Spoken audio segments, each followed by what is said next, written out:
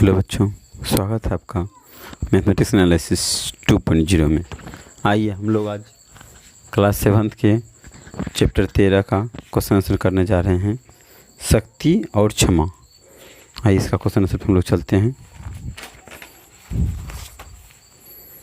देखिए यहाँ है पाठ से कह रहा है, इस कविता के माध्यम से हमें क्या सीख मिलता है। आइए हम लोग इसके आंसर पे चलते हैं। इस प्रस्तुत कविता के माध्यम से हमें यह सीख मिलता है कि क्षमा और विनम्रता के साथ हमें अपने पौरुष का उपयोग करना चाहिए। शक्तिहीन मनुष्य को क्षमा दया शोभा नहीं देती है, अर्थात शक्तिमान व्यक्ति को ही क्षमा और दया और विनम्रता शोभा देती है। जैसे कहा, आपके शक्तिहीन मनुष्य हैं, आपके पास पावर नहीं है, आपको क्या, आप क्षमा कीजिएगा तो उसका शोभा नहीं देता। कोई भी आदमी आपकी क्षमा का वैल्यू नहीं देगा। क्वेश्चन नंबर 2 चलते हैं। कहा, वे कौन सी परिस्थितियां थी जिन्होंने राम को धनुष उठाने का बाध्य किया था। कह रहा है, राम को अपने सेना के साथ लंका जाना था। पहले तो श्री राम ने समुद्र के सम्मुख विनम्रता का भाव दर्शाया, लेकिन समुद्र उसके विनम्रता पर ध्यान नहीं दिया और न राम की प्रार्थना पर ध्यान दिया। विवश होकर राम ने उठाया।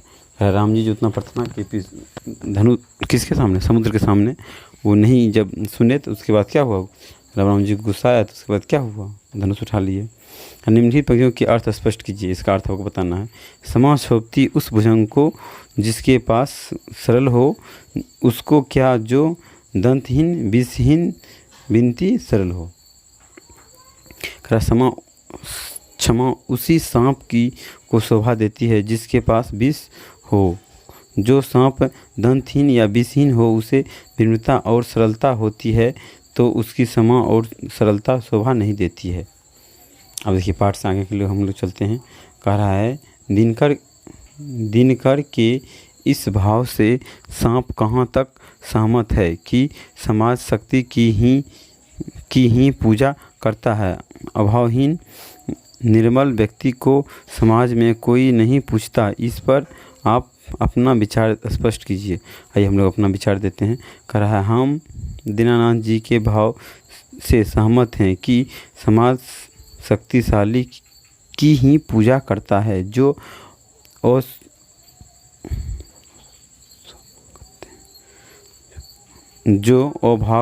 अभागत है, निर्मल है, ऐसे व्यक्ति को समाज कभी नहीं सम्मान देता है। समाज में प्रभाव स्थापित करने के लिए सबल होना अनिवार्य है।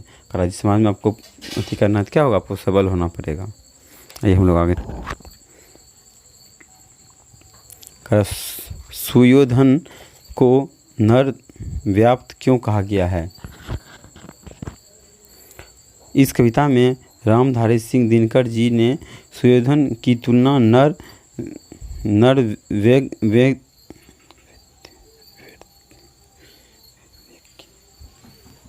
नरवेग्य से की है, क्योंकि वेग शक्तिशाली होता है परंतु सही गलत का निर्णय नहीं कर पाता है, अच्छाई बुराई में अंतर नहीं समझ पाता है, सिर्फ युद्ध करना जानता है। उसी प्रकार सुयोधन भी भाषा समझ सकता है।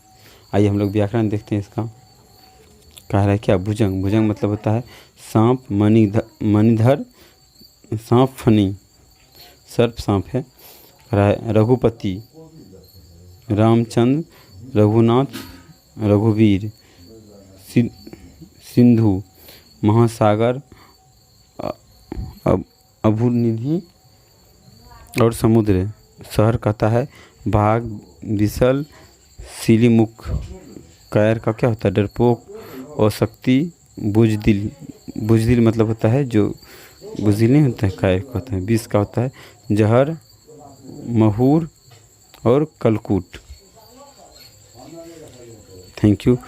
आई होप आपको वीडियो अच्छा लगा होगा। अच्छा लगा तो लाइक और शेयर जरूर कीजिए। थैंक यू, धन्यवाद।